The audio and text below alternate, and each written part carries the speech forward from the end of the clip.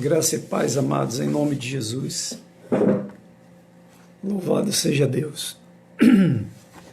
Mais uma vez, glorificando a Deus na presença do Senhor. Louvado seja o nome do Senhor. É bom estarmos na presença daquele que vive e reina para sempre, tá?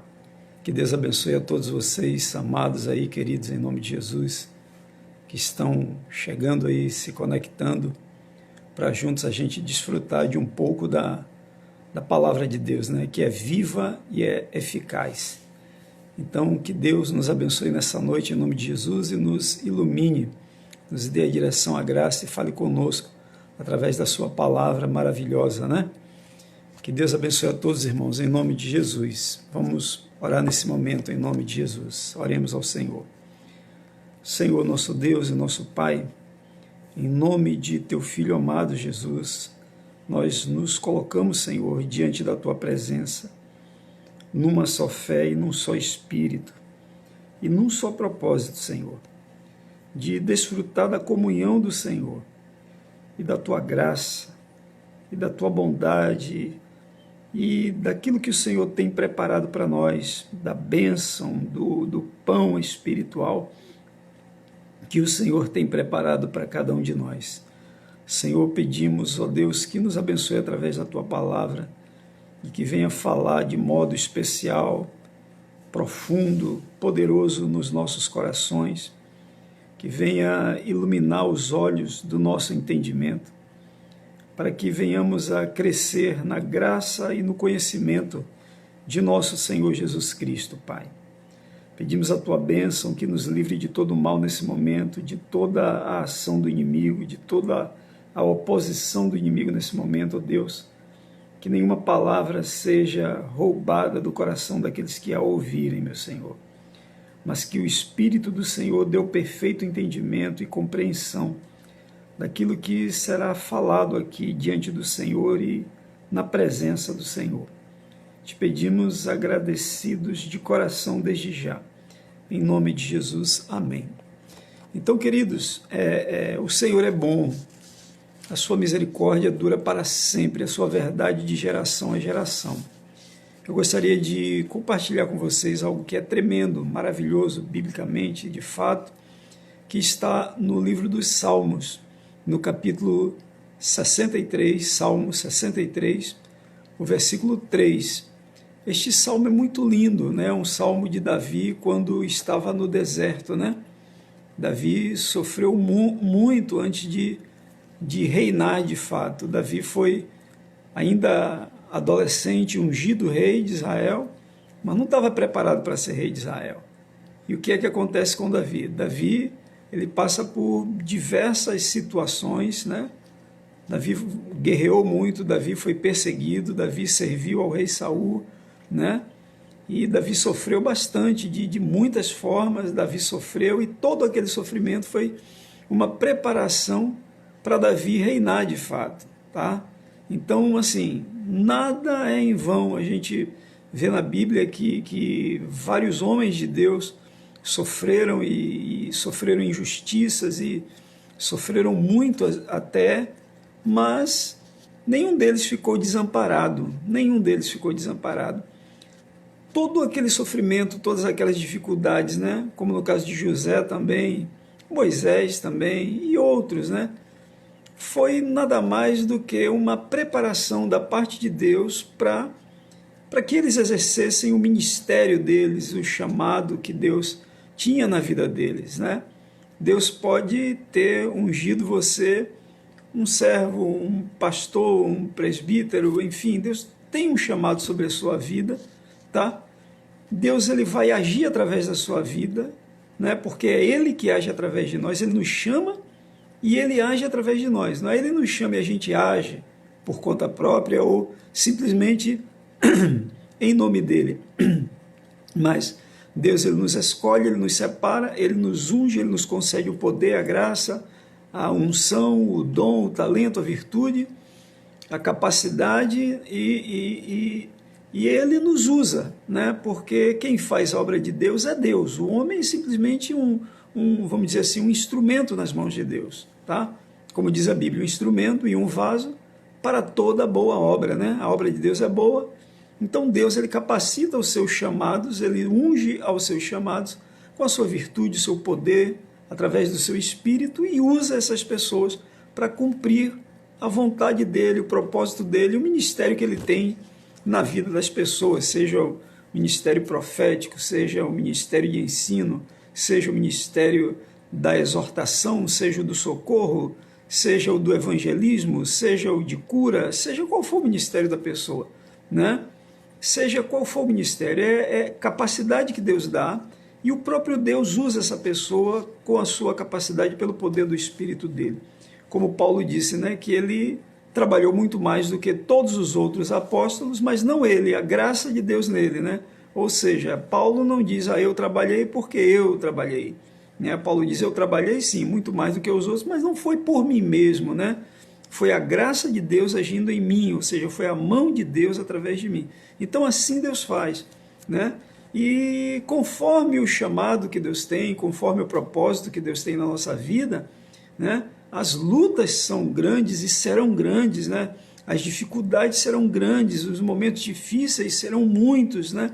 Mas tudo isso é uma preparação da parte de Deus para que nós sejamos usados pelo próprio Deus de modo perfeito. É como você vai pegar uma ferramenta, né, que serve para cortar, ela tem que estar afiada, ela tem que estar muito bem afiada, ela tem que estar limpa, ela tem que estar lubrificada.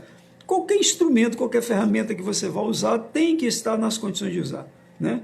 Ninguém vai usar um serrote cego, você não vai conseguir fazer nada, você vai passar raiva, né, com um serrote cego. Da mesma forma somos nós, né? Uma plana cega, não adianta, né? Um ponteiro que já não tem mais ponteira, né? Uma talhadeira já toda acabada. Então, Deus, da mesma forma, ele nos separa como servos dele, ele tem o chamado ministério, ele é quem nos usa e nos usará sempre, né? Através da ação do seu Espírito, como Paulo disse, através da sua graça. A graça dele nos faz agir, é poderosa para nos fazer agir e cumprir a vontade dele, só que ele nos prepara para que ele possa nos usar. É como você pegar um vaso e preparar o vaso para usar o vaso. É como você pegar um instrumento e preparar um instrumento para usá-lo, né? Você não usa de qualquer jeito, você não usa um instrumento sem condições de uso, né? Não vai sair coisa boa você usar um instrumento que não está apropriado para o uso, tá certo? Então, assim, é a graça de Deus que faz isso em nós. E as dificuldades da vida, todas as lutas que nós passamos, nada mais é do que o trabalho de Deus para o nosso aperfeiçoamento, para o nosso crescimento em amor, em sabedoria, em entendimento, em comunhão com Deus, em revelação da parte de Deus, em conhecimento de Deus, conhecimento da vontade de Deus, para o nosso crescimento na fé e, como diz a própria Bíblia também, crescimento em ações de graças, né? Gratidão a Deus, né? Deus nos ensina para que sejamos também gratos a Ele, né? Gratos em tudo, tanto que a própria palavra diz, né? Em tudo dai graças, né? Porque esta é a vontade de Deus para convosco em Cristo Jesus. Em tudo dê graças. Paulo nos fala em crescermos em ações de graças. A própria Escritura diz que todas as nossas orações devem ser acompanhadas de ações de graças, ou seja, agradecimento, agradecimento, agradecimento, agradecimento, né? Às vezes é difícil. Há pessoas que têm dificuldade em agradecer, em reconhecer, né? Em ver de determinada maneira e agradecer, né? Nós precisamos ser gratos a Deus por tudo, até pelas tribulações, né? Que é para o nosso bem, não é para o nosso mal, não. A tribulação é para o nosso bem, não para o nosso mal. A própria Bíblia diz que elas vêm para que sejamos perfeitos e completos em tudo e em nada faltante, né? Quando não se tem sabedoria, a pessoa enlouquece com a tribulação, a pessoa perde o juízo, a pessoa se desespera, a pessoa mete as mãos pelos pés e perde uma excelente oportunidade de aprendizado, né? Porque a maneira como Deus nos ensina de muitas formas, dentre elas as maiores lições nós aprendemos através das aflições, né? Então vamos lá, Salmo 63, versículo 3, né? Como eu disse, esse salmo é lindo, lindo, lindo. Leia você depois aí inteiro ele, aí quando você puder, na oportunidade. Mas é um salmo que Davi escreve para o Senhor, é uma música de Davi, né? O livro dos Salmos é um livro de músicas, né? Só que músicas proféticas, músicas que em formas de oração, ou oração em formas de música, né? Mas o livro dos Salmos era o livro dos louvores do povo de Israel, nos cultos, nas sinagogas, no templo, no tabernáculo, enfim, onde eles se reuniam para glorificar a Deus, servir a Deus, era o que eles cantavam, eram os salmos. Todos esses salmos são músicas que perdeu-se a melodia, né, no passado dos tempos, mas ficou a parte escrita, que é a palavra de Deus, né? Tudo aqui é profético, tudo aqui é divinamente inspirado, tudo aqui edifica, consola, exorta, abençoa, enfim, tudo aqui é bênção, né, no livro dos Salmos. E no versículo 3 deste salmo, eu gostaria de ler somente o versículo 3, diz assim: porque a tua graça, Davi falando para Deus, e Davi estava no deserto sendo perseguido por Saul, porque a tua graça é melhor do que a vida. Os meus lábios te louvam, tá? Porque a tua graça é melhor do que a vida. É isso aqui que eu queria colocar para vocês, tá? A Escritura diz: a tua graça é melhor do que a vida. Davi estava no deserto, sendo perseguido, fugindo, ameaçado de morte, estavam buscando Davi para matá-lo, tá? E Davi no deserto escreve a Deus, dizendo que a graça de Deus era melhor do que a vida, né? Veja como Davi tinha comunhão com Deus. Veja como ele era íntimo do Senhor, né? Ele não estava no palácio, lá com um monte de criados, com um monte de soldados para tomar conta, proteger, com uma despensa abarrotada, com os tesouros cheios. Não, ele estava no deserto, fugindo para não morrer, né? Davi serviu a Saul por algum tempo, um tempo determinado, e depois Saul, na sua perturbação, e Deus havia rejeitado a Saul como rei de Israel, deu tudo errado na vida de Saul a partir do momento que Deus o rejeitou, e Saul, sabendo que Davi era ungido rei de Israel, o persegue para matar, e Davi nunca fez nada de mal, e teve a vida de Saul por 2 vezes na sua mão, e não lhe tocou, porque disse ele: longe de mim de tocar a mão no ungido do Senhor, tá? Então Davi, ele foi um homem extremamente justo, íntegro. A Bíblia diz que Davi era um homem segundo o coração de Deus, tá? Na história de Davi, na trajetória de Davi, a gente vê Davi cometer vários erros, né? Às vezes as pessoas dizem: fulano é um homem segundo o coração de Deus, mas um homem segundo o coração de Deus também comete erros, porque o segundo coração de Deus é na essência do homem, é aquilo que é de mais profundo dele, o que é mais de interior nele, é a essência do Senhor, é a presença, é a realidade de Deus, é a vida de Deus, é o poder de Deus, é a graça de Deus. Não é que um homem segundo o coração de Deus é um homem perfeito. Primeiro, não existe homem perfeito, né? Não existe ninguém vestido nessa carne mortal perfeita, né? Se fôssemos perfeitos, nem morreríamos, não pecaríamos e não morreríamos. A gente já nasce na condição de pecador, então a morte já nos espera, a morte já é certa, tá? Então, Davi era um homem segundo o coração de Deus e que cometeu vários erros na sua vida, várias falhas na sua trajetória, erros graves Davi cometeu, e nem por isso Davi deixou de ser um homem segundo o coração de Deus, tá? Você veja que a natureza de Davi como era. Davi sendo perseguido injustamente, perseguido por aquele que Davi o serviu com todo o amor, tá? Você vê que o rei Saul, ele manda tomar a esposa de Davi, que era filha dele, e dá para outro homem casar, né? Davi fugindo, ele pega a sua filha e diz: não, você agora vai casar com outro homem. Você vê quanta injustiça também Davi sofreu, tá? E sendo perseguido por Saul 2 vezes, a vida de Saul estava na mão dele e ele não fez nada. Ele apenas pegou uma vez e cortou a orla do manto de Saul e foi embora, né? E ele diz para Saul, olha, eu não tenho nada contra você, eu amo você, eu não tenho nada contra você. E, enfim, porque era um homem segundo o coração de Deus. Nem por isso ele deixou de falhar, nem por isso ele deixou de tropeçar, nem por isso ele deixou de errar. Mas Davi não vivia para o pecado, Davi vivia para Deus. Porque pessoas que têm o coração segundo Deus, vivem para Deus, mesmo sendo pessoas imperfeitas. Elas vivem para Deus, elas não vivem para errar, elas vivem para acertar. Por causa da imperfeição, muitas vezes a pessoa está querendo acertar e está errando, né? Mas está errando buscando aquilo que é certo, aquilo que é correto, tá? Então, Davi, ele diz, lá no deserto, fugindo do rei Saul, ameaçado de morte, enfim, sabendo que Saul vinha no encalço dele para matá-lo, ele diz, por que, Senhor?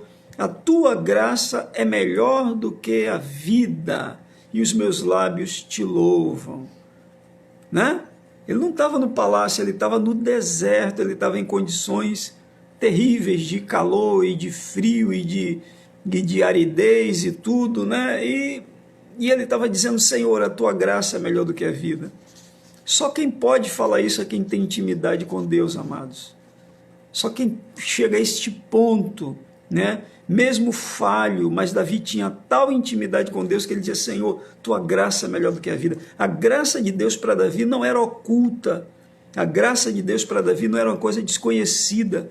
Davi tinha experiência, né, da graça de Deus na vida dele. E ele reconhece que esta graça, este favor, esta bondade, esta ação amorosa, poderosa, cuidadosa, maravilhosa de Deus para com ele era melhor do que qualquer coisa. Era melhor do que palácio, era melhor do que mulheres, era melhor do que amigos, era melhor do que riquezas, era melhor do que famílias, era melhor do que qualquer coisa. Ele diz, Senhor, a tua graça é melhor do que a vida, né? A tua graça é melhor do que a vida, né? Se todos os crentes pudessem dizer, Senhor, a tua graça é melhor do que a vida, né? Por quê? Porque vemos pessoas que, confessando uma fé em Jesus, não tem essa intimidade com Deus, tá? E porque não tem essa intimidade com Deus, não compreendem a graça de Deus, tá? E infelizmente muitas vezes buscam o melhor desta vida nas coisas daqui deste mundo, tá? É como se o melhor da vida estivesse nas coisas, né? E não em Deus, de quem tudo procede e de quem tudo depende, e para quem tudo voltará, né? Tudo começa no Senhor, depende do Senhor para subsistir e voltará para o Senhor, né? Então, o que acontece?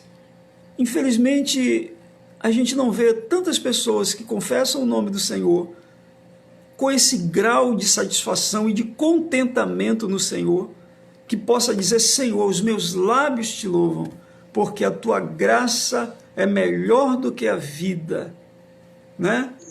Poucos crentes chegam a esse ponto, poucas pessoas na fé chegam a esse ponto, não é muita gente que chega a esse ponto.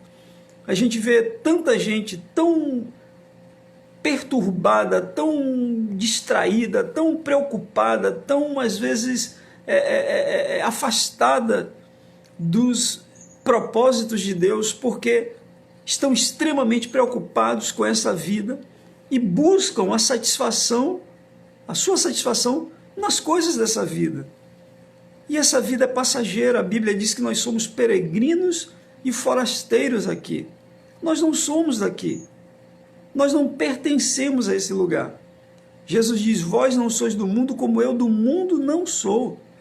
Do mesmo jeito que Jesus não é do mundo, nós também não somos do mundo. Então não há aquela felicidade, aquela realização. Você no mundo aqui, nesta vida, você vai ter momentos alegres, né? Felizes, eu nem sei se vai ter, mas alegres, pode ter, né? Vai ter tristeza, vai ter alegria. Mas muito além de tristeza ou alegria está o conhecimento de Deus, está a intimidade com Deus, né? Como Davi diz, Senhor, a tua graça é melhor do que a vida. Davi estava no deserto ameaçado de morte. Tem gente que se for ameaçado de morte, morre, só de medo, né? Tem gente que, se for ameaçado, se a vida ficar numa condição muito difícil, a pessoa desmorona, a pessoa enlouquece, a pessoa... enfim, a pessoa desmorona. E Davi estava louvando a Deus, Davi estava glorificando a Deus, ele estava dizendo: os meus lábios te louvam, Deus meu, tu és o meu Deus forte, eu te busco ansiosamente, a minha alma tem sede de ti, o meu corpo te almeja, como em terra árida, exausta e sem água. Assim eu te contemplo no teu santuário, para ver a tua força e a tua glória. Quer dizer, o homem estava lá no deserto, exércitos atrás dele para matar, ele estava dizendo: Senhor, tu és maravilhoso, tu és o meu Deus forte, a minha alma te busca ansiosamente, eu tenho sede de ti, Senhor, o meu corpo almeja por ti, como numa terra árida, sedenta e exausta, eu te contemplo no teu santuário para ver a tua força e a tua glória, porque a tua graça é melhor do que a vida, os meus lábios te louvam, assim me cumpre dizer-te, enquanto eu viver, em teu nome levanto as mãos. Amados, você tem que ser cheio do Espírito Santo, para que no momento da luta, da angústia, da dificuldade, ao invés de chorar, lamuriar e lamentar e reclamar, você levante as tuas mãos e louve e glorifique ao Deus de todo poder. É assim que deve ser, é dessa forma que deve ser. Você tem que ser cheio do Espírito, para ser guiado pelo Espírito de Deus. Quem tem que nos guiar a tomar decisões é o Espírito Santo, que habita em nós, não é a nossa carne, não é a nossa natureza, não é, vamos dizer assim, o lado ruim nosso, o lado morto, o lado que tende para a morte, o lado que se inclina para longe de Deus, porque é uma parte de nós que, infelizmente, se inclina para longe de Deus e quer se inclinar para longe de Deus. Por isso, Paulo diz que a carne, ela não se submete a Deus, e, na verdade, não pode se submeter. A Bíblia diz: amigo, a natureza humana, a natureza do homem primária, ela não pode se submeter a Deus. Ela não se submete e não pode se submeter, nem que ela queira, ela se submete. Por isso Deus, ele nos dá o seu Espírito, para que tenhamos comunhão com Ele, para que tenhamos unidade com Ele, para que sejamos muito mais do que pessoas que possuem apenas a natureza humana, pessoas que possuem apenas a natureza terrena. Deus nos dá o Espírito para que nós tenhamos comunhão com Ele, para que andemos na direção dEle, para que pensemos como Ele, para que possamos ver como Ele, ouvir como Ele, e falar também como Ele, agir como Ele, e andar como Ele, para que nós possamos adorar a Deus como Ele é. Jesus, quando encontra com a mulher samaritana, ele diz o quê? Deus é Espírito. Importa que os seus adoradores o adorem em espírito e em verdade. São esses tais adoradores que o Pai busca. Deus não está buscando quem canta bonito, quem fala alto, quem grita, quem berra, quem pula, quem roda. Deus não está buscando isso não. Deus está buscando pessoas que adoram a Ele de coração. Pessoas que adoram a Ele intimamente, de fato e de verdade. São essas pessoas que Deus busca para seus adoradores. Pessoas que tenham comunhão com Ele, pessoas que saibam quem é Ele, pessoas que amem a Ele, pessoas que andem com Ele, mesmo que possa cometer uma falha aqui, tropeçar ali, mas continuam com o Senhor, não se afastam do Senhor por hipótese nenhuma, nenhuma hipótese. Aquele que é nascido de Deus, aquele que é ungido de Deus, não há cogitação de vou me afastar, vou fazer tal coisa assim, assim, contrária a Deus. Não faz, não faz.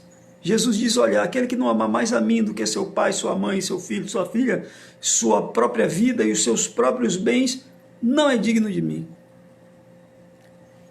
Quando nós conhecemos a Deus e somos alcançados por essa graça, amados, é a graça que nos faz abrir mão de tudo, até da nossa própria vida, para que tenhamos essa comunhão com o nosso Deus. Então Davi diz: a tua graça é melhor do que a vida. E é esta graça que todos nós precisamos. É esta graça, porque é pela graça, como diz Paulo lá em Efésios capítulo 2, versículo 8, que nós somos salvos, né? Efésios capítulo 2, 8 e tal, diz: porque pela graça sois salvos, né? Por meio da fé. Isto não vem de vós, é dom de Deus, não vem por obras, para que ninguém se glorie, né? Efésios, vamos abrir aqui, só para... Tem telefone tocando aí, né? Glória a Deus. Efésios... Eu até me perdi aqui. Efésios capítulo 2, versículo 8, diz assim, ó: porque pela graça sois salvos, mediante a fé, isto não vem de vós, é dom de Deus, né? Não de obras para que ninguém se glorie, tá? Só para complementar, né? Pois somos feitura dele, criados em Cristo Jesus para boas obras, as quais Deus de antemão preparou para que nelas andássemos. Então, o apóstolo Paulo aqui, ele praticamente diz o que Davi estava dizendo, porque pela graça sois salvos, mediante a fé, isso não vem de vós, é dom de Deus. Ou seja, a graça de Deus, ela nos salva. A graça do Senhor é quem opera em nós a salvação. Deus, por sua bondade, nos dá a fé salvadora e nós cremos no Senhor e somos salvos mediante a fé. E isso não parte de homem, isso parte de Deus, né? A Bíblia fala que Deus, por sua bondade, ele nos concede a fé, né? Deus, por sua misericórdia, ele nos concede a fé. Aqui no capítulo 1 mesmo da Epístola aos Efésios, Paulo diz o quê? Que nós, né, depois que ouvirmos a palavra da verdade, né, o evangelho da nossa salvação, tendo nele crido, somos selados com o Santo Espírito da promessa. Entendeu? Então é como ele diz, Deus te dá a graça para que você creia, o evangelho vai chegar até você, a palavra da verdade vai chegar até você, o evangelho da tua salvação, a boa nova de salvação vai chegar até você, e você vai crer nele porque ele te deu a fé para isso, e ele sela você com o Espírito Santo, que ele prometeu a todo aquele que nele crê. Ou seja, né, o homem não crê porque crê, ele vai lá e dá o Espírito Santo como recompensa. Não, ele dá pela graça dele, pela bondade dele, né, ele concede a fé, e pela fé o homem crê quando ouve o evangelho, e ele sela este homem com o Espírito Santo, essa pessoa com o Espírito Santo. Então, veja, a graça de Deus, tá? A gente poderia falar muito aqui a respeito da graça de Deus, né? Porque há aqueles que resistem à graça, aqueles que rejeitam a graça, aqueles que desprezam a graça, e há os que nem acreditam nisso. Que pena, né? Há aqueles que nem sequer acreditam nisso, outros rejeitam, outros tomam essa graça como uma coisa sem nenhum valor. Vivem pecando, vivem de qualquer jeito, se afastam de Deus, toda hora está fazendo o que é errado, não temem ao Senhor, não se importam em errar diante de Deus, e o pior ainda, muitas vezes, nem reconhecem os erros que cometem diante do Senhor. Mas veja o caso de Davi. Davi diz, porque a tua graça é melhor do que a vida, né? E onde o apóstolo Paulo diz, porque pela graça sois salvos. Isso não vem de vós, é dom de Deus. Esta graça é bondade de Deus, é o favor de Deus, que nos salva, que nos leva a crer, que nos leva a buscar a Deus, que nos leva a viver para Deus, que nos leva a nos entregarmos para o Senhor, que nos leva a colocarmos o Senhor em primeiro lugar na nossa vida, que nos leva a amar a Deus acima de todas as coisas, que nos leva a entregar a nossa vida ao Senhor, ainda que queiram tirá-la, não negamos a nossa fé no nosso Salvador. Esta graça que nos move, é a graça que nos sustenta, é a graça que nos anima, é a graça que nos dirige, e é a graça que opera em nós a vontade de Deus segundo o seu beneplácito, segundo o seu bem-querer e bem-entender. Então, a Deus toda a glória, meus amados, porque esta graça é algo infinitamente maior, melhor, incomparavelmente melhor do que a própria vida, tá? Então, é desta comunhão que nós precisamos ter com Deus, tá? É esta comunhão que nós precisamos ter com Deus. Então, busque o conhecimento de Deus, tá? Busque conhecer a Deus, busque ter intimidade com Ele, né? É Ele que nos completa, é Ele que nos supre, é Ele que nos dirige, é Ele que nos guia, é Ele que nos dá luz, né? É essa graça de Deus que nos ilumina, que não nos deixa enganados, que não nos deixa equivocados, né? É essa graça que nos abençoa, que nos vivifica, que nos fortalece, que nos levanta, enfim. É por essa graça que nós vivemos. Davi percebeu isso. Davi viu que a graça de Deus nele era maior do que qualquer problema, era maior do que qualquer coisa, fosse boa, fosse ruim, mas a graça de Deus era maior, melhor, incomparavelmente melhor. E é isso que eu desejo no coração, que você conheça essa graça, que você veja e saiba que é algo maior, maior do que vida, maior do que morte, maior do que amor, maior do que raiva, maior do que paz, maior do que guerra, maior do que saúde, maior do que doença, é a graça de Deus, maior do que a vida, maior do que a morte, é a graça de Deus. Então diga: Senhor, me concede a tua graça e me revela a tua graça, me dá a conhecer a tua graça. Eu quero ter intimidade contigo, Senhor. Eu quero te conhecer, Senhor. Eu quero ser um contigo, Senhor. Eu quero ser uma pessoa, um homem, uma mulher, segundo o coração de Deus. Segundo o coração de Deus. Como eu disse no princípio, Davi era um homem segundo o coração de Deus. Cometeu erros, cometeu falhas, pagou pelos seus erros, tá? Não ficou impune não, tá? Porque conhecia Deus e fez o que era errado. Então, quando se conhece a Deus e faz o que é errado, a punição vem. Toda punição vem, mas muito mais quando nós conhecemos a Deus e decidimos pelo errado. Uma coisa é você não conhecer a Deus e decidir pelo errado. Outra coisa é você conhecer a Deus e decidir pelo errado. Então Davi, conhecendo a Deus, decidiu pelo errado, pagou um preço altíssimo, mas Deus o salvou, e o próprio Davi dizia: porque a tua graça é melhor do que a vida. Então, meu amado, conheça a Deus e conheça essa graça, e tenha intimidade com Ele. A graça que é maior do que vida, morte, saúde, doença, paz, guerra, fome, abundância, riqueza, pobreza, companhia, solidão. A graça que é maior do que tudo, a graça que é maior do que os céus, né? Conheça essa graça, busque o conhecimento dessa graça e viva na dimensão dessa graça, e você crescerá, como diz o apóstolo, na graça e no conhecimento de Jesus Cristo, o Filho de Deus. Que Deus abençoe a você poderosamente em nome de Jesus. Oremos ao Senhor. Senhor, nosso Deus e nosso Pai, obrigado, Deus, por esse momento, por Tua Palavra, pela porção da Tua Palavra, pelo que nos diz a Tua Palavra, Senhor, e pelo que nós podemos retirar dela, se assim pudermos dizer, o que nós podemos extrair dela para nós, para a nossa vida, para a aplicação da nossa vida. Nos abençoa, Senhor, segundo o beneplácito da Tua vontade, que nada impeça os Teus propósitos na nossa vida, que o Senhor nos livre do mal. Como disse Davi: vê, Senhor, se em mim há algum caminho mau e guia-me pelo caminho eterno, porque é o Senhor quem sonda os nossos corações e quem prova os nossos pensamentos, e isto para nos retribuir segundo o fruto das nossas ações. Senhor é o Teu nome, Pai, e nós Te adoramos por isso. Entregamos a Ti a nossa vida, espírito, alma, corpo, entregamos a Ti o nosso futuro, entregamos a Ti a nossa família, pedimos a salvação da nossa família. Senhor, venha conceder graça para a salvação de cada um dos nossos familiares, meu Senhor, que nenhum deles pereça no lago de fogo eterno, Senhor, que nenhum deles sejam riscados da Tua presença, mas que a Tua graça salvadora chegue a cada um deles, e que a venda seja tirada dos olhos e eles creiam no Senhor, e eles Te conheçam como Tu és, meu Senhor, e eles creiam, se convertam ao Senhor e sejam salvos.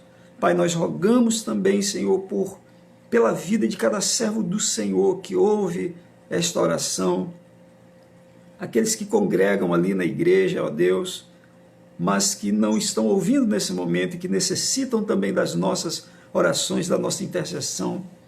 Rogamos a Ti, meu Pai, também que fortaleça e vivifique todos aqueles que fazem parte daquele rebanho, meu Senhor. Crianças, adultos, adolescentes, jovens, idosos, meu Senhor. Abençoa aquele rebanho em nome de Cristo e a todo que faz parte daquela Tua igreja, meu Pai, em um nome santo e poderoso de Jesus. Rogamos a Ti, Senhor, traz avivamento sobre a Tua igreja. Abençoa a Tua igreja na terra, livra do mal. Rogamos agora, Pai, também pela igreja perseguida no mundo, Pai, naqueles países, Pai, proibidos de pregar o Evangelho, Deus, há 52 países no mundo, onde a tua igreja é fortemente perseguida. Nós rogamos por tua igreja, por estes nossos irmãos, que o Senhor lhes conceda poder, graça, abundante livramento, que o teu nome, Senhor, seja glorificado na vida dos nossos irmãos. Nós rogamos a Ti pelos irmãos em Cristo que são perseguidos e que sofrem perseguições em vários lugares do mundo, Senhor. Abençoa teu povo. Rogo também, Senhor, juntamente com todos os que estão unidos nesta oração nesse momento, pela saúde da nossa nação, meu Pai, pelos governantes, meu Deus. Tua palavra nos manda orar por eles. Nós rogamos a Ti agora por eles, Senhor. Dá a eles a direção, Pai. A direção certa, ainda que não Te conheçam, mas que sejam guiados pela Tua mão, pela Tua força, pelo Teu poder, para que as decisões sejam as melhores, Deus. Nós pedimos também, meu Pai, nessa hora, pela paz da nossa cidade, da nossa nação, do nosso país. Pedimos, Deus, pelo crescimento, pedimos pelo fim, meu Senhor, do desemprego, meu Pai. Mais de 14 milhões de pessoas desempregadas, Senhor. Estende a Tua mão que comece a haver desenvolvimento, crescimento, Pai, oportunidade para jovens, para pais de família, para pessoas, Pai, para todos os que precisam trabalhar, todos precisam trabalhar. Nós rogamos a Ti agora, abre portas, milhões, milhões e milhões e milhões de portas de emprego nesta nação, Senhor. Abençoa a nossa nação, meu Pai. Abençoa com justiça, com paz, com segurança, com prosperidade, com avivamento e com salvação. Que o Teu Evangelho seja pregado em toda a extensão da nossa nação, meu Pai, em nome de Jesus. Traz a cura, Senhor, e traz o fim, meu Senhor, desta pandemia, em nome de Jesus, e abençoa a Tua igreja, no nome de Jesus. Queridos, que a graça de nosso Senhor Jesus seja abundante, poderosa, sobremaneira sobre a vida de cada um de vocês, em nome do Senhor. Mas busquem ao Senhor, procurem conhecer essa graça, e procurem não só conhecê-la, conhecer já é grande coisa, procure mais ainda, procure viver essa graça. E não deixe que nada venha te perturbar. Tá bom? Que Deus te abençoe abundantemente. A graça seja com todos vocês em nome de Jesus. Deus abençoe vocês e até a próxima. Em nome de Jesus. Amém.